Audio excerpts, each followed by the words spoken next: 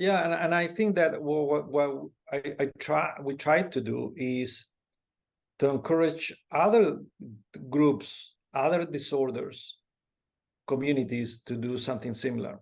I think that in some way, Rett has been ahead of other fields. I'm not only involved in Rett syndrome, I'm also very much involved in Fragile X syndrome.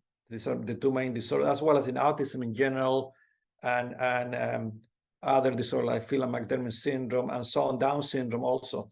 So I have a good sense of where other communities are, and I think that we wanted to provide also some encouragement for them to take a similar lead. And the other thing that is not written in the paper, but since you are doing an interview or asking me questions, it's very interesting that developing new measures, whether they are outcome measures or simply new instruments, is not an easy task.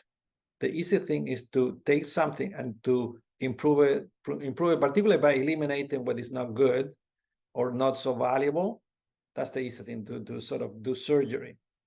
It's much more difficult to add new things, but that can also be done. And creating something completely novel is a lot of work. I can tell you this because I have been working since the 90s with an instrument that was published in the 80s. It's called the Aberrant Behavior Checklist. That scale of a normal behavior was the first one available for intellectual disability.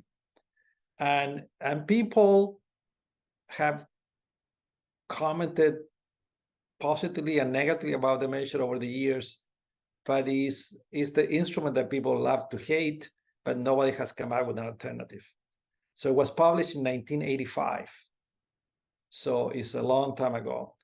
And it's still there, and it hasn't been replaced. And maybe it can be improved, but and I think could be improved. Actually, a group of us more than a decade ago created a version for Fragile X.